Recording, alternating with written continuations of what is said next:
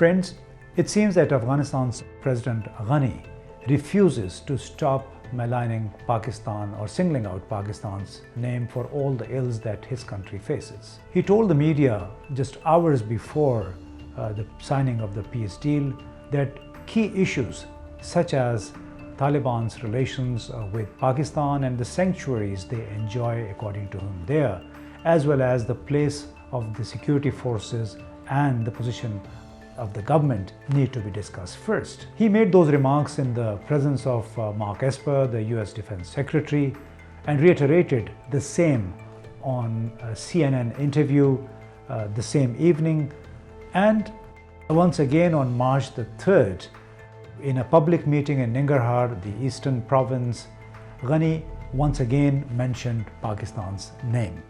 He said, "I know the Taliban have a condition for the release of their prisoners, but I also have a condition. They shall have to tell me when they are breaking off from Pakistan." That was quite rude on behalf of a president whose own future as of now seems uncertain. Perhaps this is a desperation that is driving him into very hostile statements against Pakistan.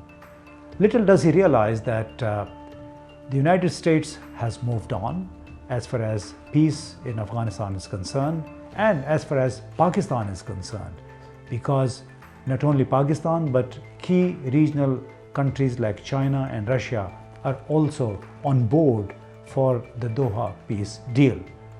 But by singling out Pakistan, President Ghani perhaps is signaling defiance, a defiance that is not really understandable, particularly after the US President Donald Trump picked up the phone and spoke with the Taliban chief negotiator Mulla Baradar for nearly 35 minutes. And in fact, President Trump described this telephone conversation as very long and very constructive, and that the Taliban seemed to be interested in ceasing violence and ending the conflict. The question here then arises, where does it leave President Ghani?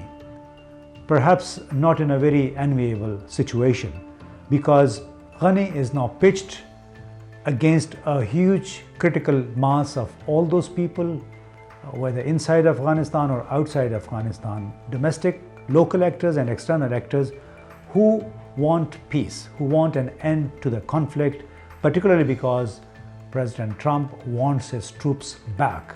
Now, regardless how soon and how many troops eventually get out of Afghanistan, the major issue confronting us all is whether President Ghani will continue his defiance vis-a-vis the peace deal, which requires an inclusive approach, which requires all Afghan stakeholders to discuss the future of Afghanistan.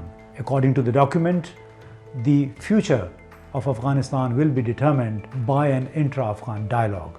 Now, to what extent does President Ghani's team facilitate that intra-Afghan dialogue, and to what extent does it attend the intra-Afghan dialogue with a clean slate, without any preconditions and without dragging Pakistan's name in every public conversation?